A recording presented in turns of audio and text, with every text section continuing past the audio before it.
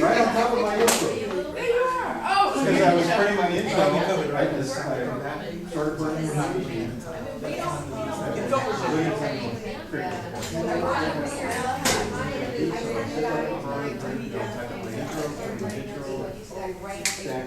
Okay, so I have to tell you what I really took away from this thing. We brought it back to performance. About finding it actually sent to one. And it happened, I went out thinking about it. I've been thinking about what really am I? We just jumbled everybody around. What do I offer that you might offer? Yeah, because I asked you. They're looking for someone who has knowledge to know about it. So that's what I've really been thinking about. That's what I would do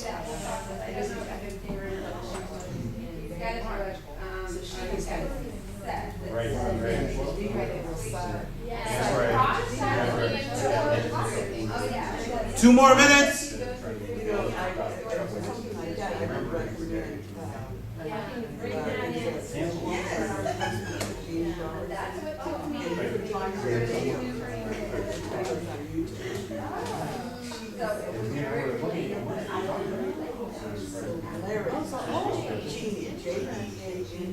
Last year, for several years, and I just have to, so we have to be responsible for what's scale. Well, there we go. It's a hard stop. But I apologize for taking so long. I was like, so Well, next time. Yeah, so that I ceremony here, so that's going around my head. That's great. Yes.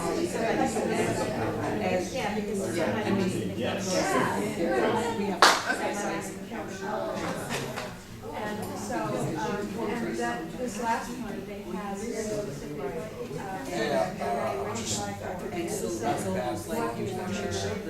All right, can we get to our seats, everybody? This is how you do it, you know. I'll be out of here like around 9. It's showtime, everybody. Can we get back to our seats? Call you on mobile or home?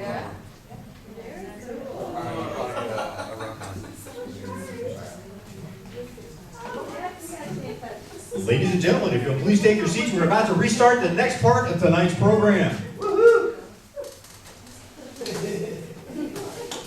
Please, help me welcome back to the stage tonight's MC, straight from Northern California via Southwest? Southwest. Via Southwest Airlines, the happiest flight attendant teams in the air. Please help me welcome Michael Maitre. All right. I love coming down the aisle. Just give me that talk show feel. Are you guys ready? You loose? All right. Remember what I said about the warm round of applause now? Gotta be warm and cozy. Our next speaker is Merle Singer. People call Merle the relationship miracle worker. She has created a curriculum of 5 steps to transform your relationship experience based on universal truths and her own relationship experience. Using her own 5-step program, she started her quest for happiness and a relationship wisdom by focusing on what gave her enjoyment.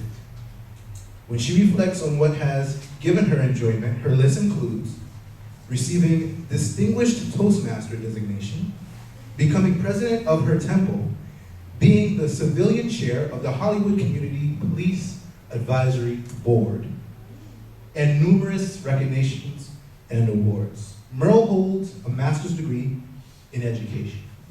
Tonight, Merle hopes to inspire you to take control of what you can control and renew the relationships that are important to you. your marriage, your family, and in the workplace. Please help me welcome published author, course developer, and a relationship coach, Merle Singer!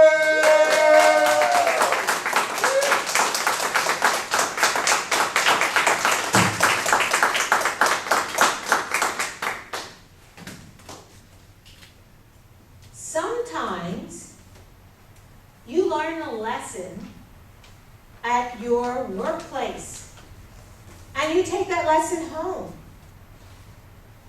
Other times you learn the lesson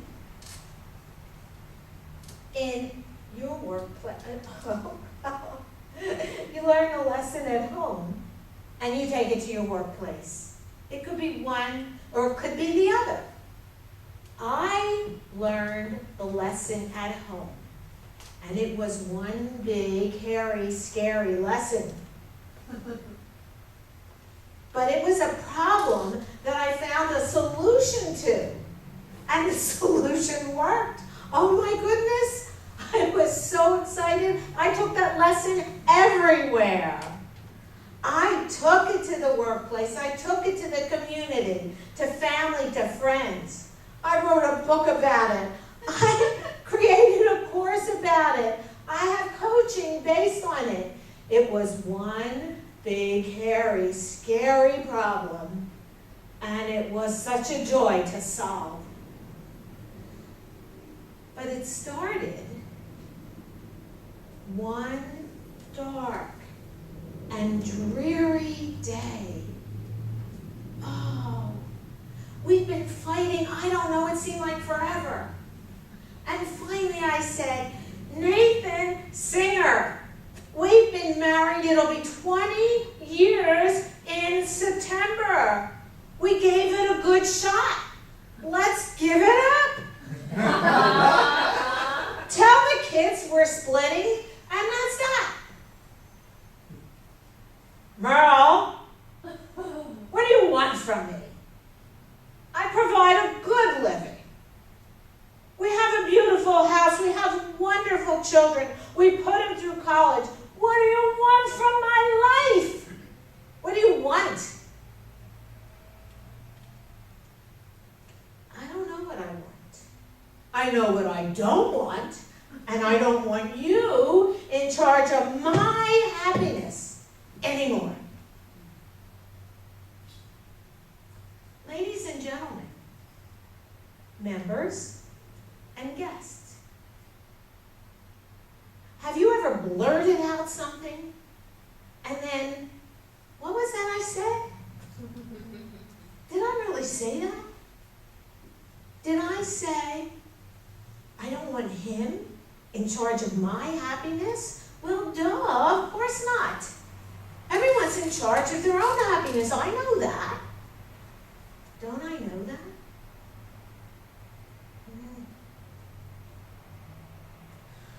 Well, anyway, we did call the kids together, and we did tell them we were splitting.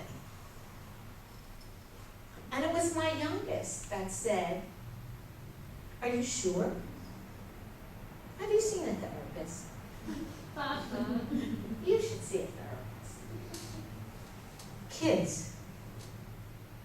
So we saw a therapist. And we stayed together. But we didn't stay together happily ever after. We stayed together. There was still something I couldn't put my finger on exactly what it was. There was a sense of dis-ease, a sense of malaise. Something just wasn't right. It was as if I had a sore on my arm. And I cleaned it, put a nice Band-Aid on it. Have a sleeve, nobody can see it. It's not life-threatening, it's not really painful, but that sore throbbed. And it throbbed, and it throbbed, and it kept throbbing, and it throbbed, and it throbbed. Oh my gosh, it throbbed incessantly. All right already. So I looked at Nathan. No sore. And so kind of in an offhand way, I asked him, do you notice any throbbing at all? And he had no idea what I was talking about. So clearly it wasn't his sore. And it probably wasn't the problem of the marriage. Oh, this was my sore. Oh. Step number 1 of the transform your relationship experiences. Step number 1 of 5. Take responsibility for your own unhappiness, happiness, whatever it is. It's on you. Oh, okay. So, I had a conversation with myself. Now that I realized, do you ever talk to yourself? Anybody here talk to themselves? All the time. Some of the best conversations are with yourself. So I had this conversation start out right away. So Merle, what do you want?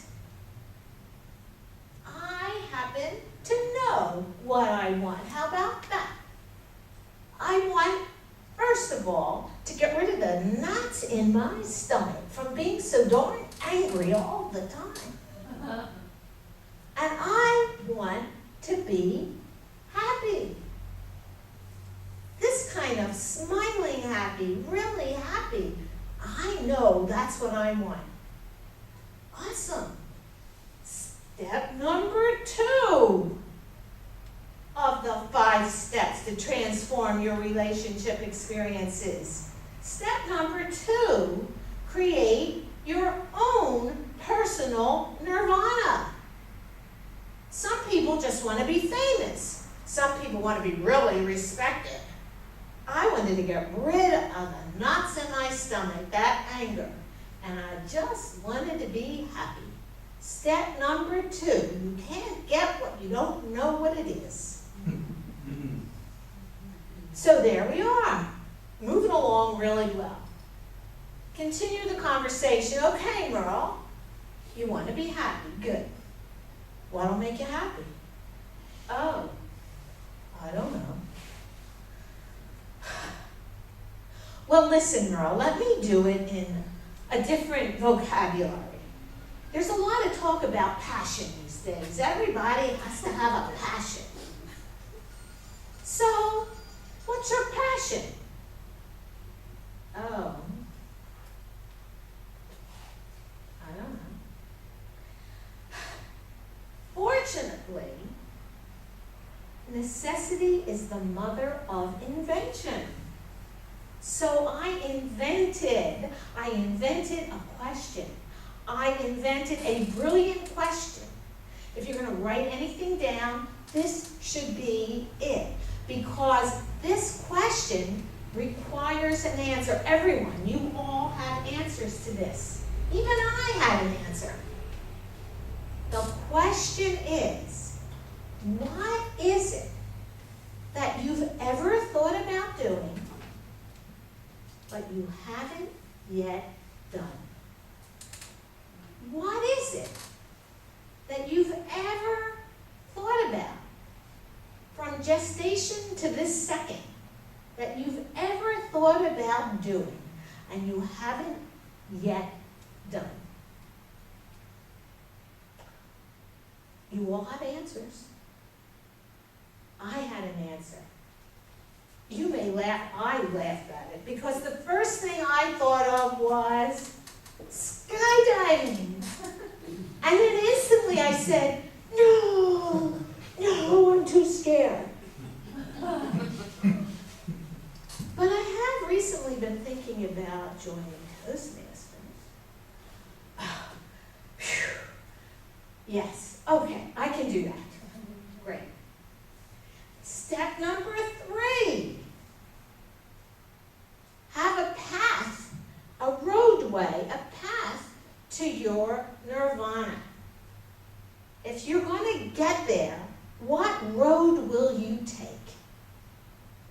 people know their passion.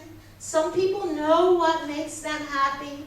Maybe you just have to answer the question, like me, what is it that you've ever thought about doing and you haven't yet done? For me, it was Toastmasters. Okay, so you think I'm really set. 3 steps, boom, boom, boom. Okay. And yet, somehow, as clear as everything was, I was not moving. I did set up with a friend to join with him because I was too scared to join by myself.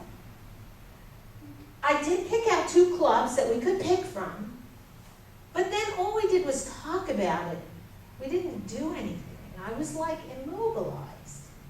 What was that about? I had these thoughts. Like, oh, it's not like our marriage is that great. How can I take a night off? Maybe that's not right. Maybe I'm being selfish. And preparation is going to take away from my work. Gosh, I think I'm going to really feel guilty. Did you ever have that chatter go on in your head? It just stops you right in your tracks. Fortunately, for me, I had to go to San Francisco on work. So I took a plane. It was too quick a trip to drive. And there I was in the airplane, sitting down, watching the flight attendant. And that flight attendant said, in case of an emergency, put the oxygen mask on yourself first. Now, I listened very attentively. And I never, ever once heard her say, put the oxygen mask on yourself first, unless you feel guilty about it. Or unless someone's going to think you're selfish for putting it on yourself first. She didn't say anything like that. In fact, she didn't even make a suggestion. It was kind of a polite order. Put the oxygen mask on yourself first. And it kind of occurred to me at the time that really, in case of a real emergency, I would be doing her a favor by putting the oxygen mask on first so that she wouldn't have to worry about me. And if I took in enough oxygen that I wasn't just merely surviving, but I was actually thriving, I could actually help her with some of the other passengers that needed help. That sunk in. Within 2 weeks of that business trip, I had joined Toastmasters. And guess what? It turns out that Toastmasters was, in fact, my oxygen. I just like inhaled that.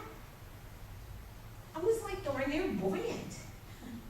And I'd go bouncing on home and say, hi, honey. Completely forgetting. I was still annoyed at him. Another time I came bouncing on home and I just looked at him and I said, oh, honey, you're wearing that tie. Do you remember that?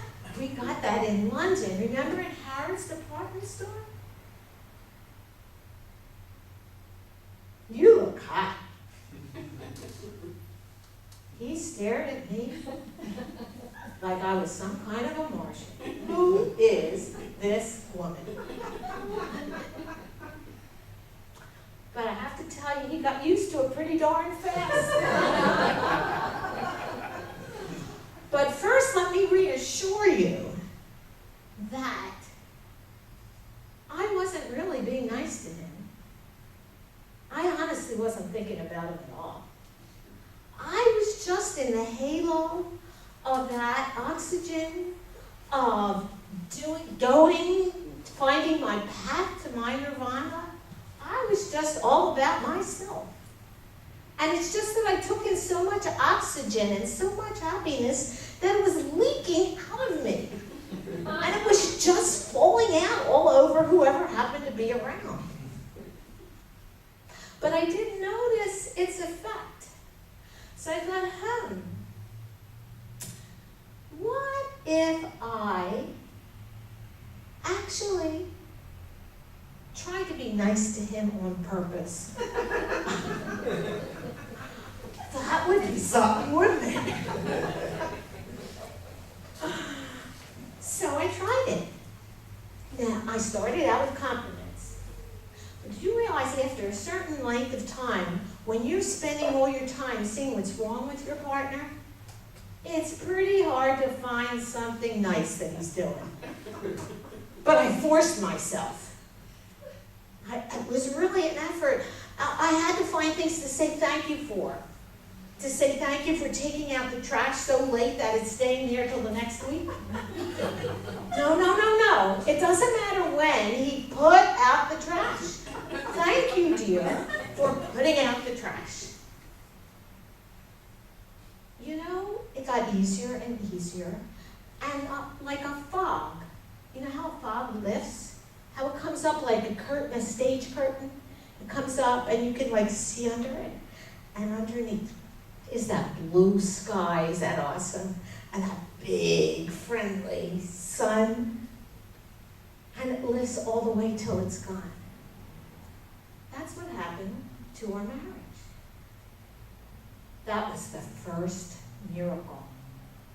And you know, it's not like he changed. He was the same guy. He didn't know what was going on, let me assure you. But you know, he looked differently. People look differently out of happy eyes than they do out of sad eyes. This was really something good.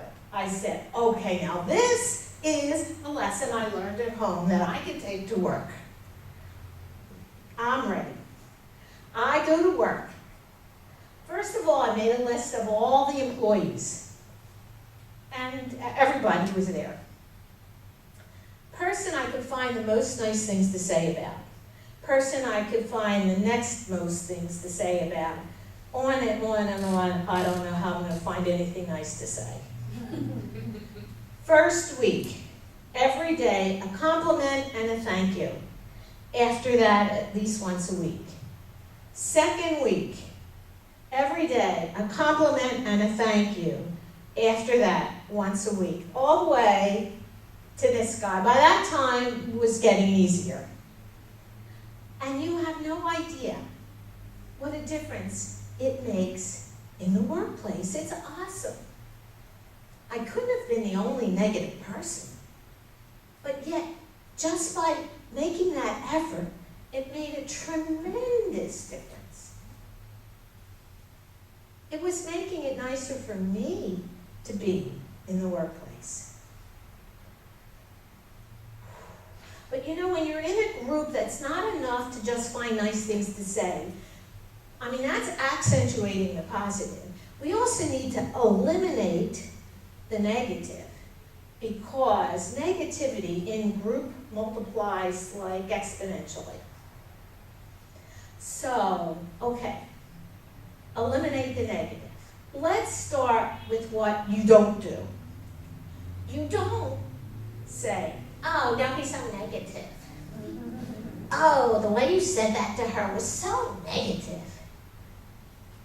That's you being negative. I mean, who are you to be in charge of how people are supposed to be? But people do ask me, well, what do I do if they'll just keep doing the wrong thing? Oh, well, let's talk about that. Well, is it life-threatening to anyone? No. Will the company fail on account of it? No. Well then, forget about it. Just practice silence. It's very good for the character. Now, a lot of people go to lunch in a group. I'm kind of social, so I like that. But when it's a group that goes blah blah blah blah him, blah blah blah blah her, blah blah blah blah, then you know you're either pulled down by it or you participate in it. This is not good. That's not good. What's good is to start a new exercise program and say, oh, I'm not going to be available at lunch, I'm walking. Or I have errands to do. Anything, just get out of it. And if it's your best friend and you don't want to lose your best friend, but every time she says something negative, just happen to change the subject. Did you see that TV program? Or, excuse me, I have to go to the bathroom? Or, my mother said I have to call. Just stop the negativity. You will be amazed at the difference. So now you have, and I forgot to tell you the last step, because the last step is share. So let me review for you right now. First step, step number 1 is to take on your own responsibility. Step number 2, create your own nirvana. Step number 3, find your path to that nirvana. Step number 4 was, because of the flight attendant, you were able to empower yourself, to let yourself, give yourself permission to take that path to your nirvana. Those 4 steps were all about you. All about you getting all the oxygen and good stuff for you, so that you could make it to 5. Because that 5th step is share. Share. You've got something now to share. So share it with everyone. Go forth and share. Mr. MC.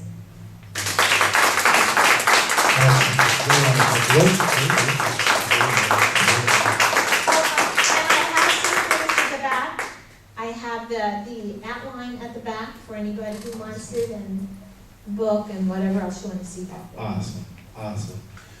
Merle singer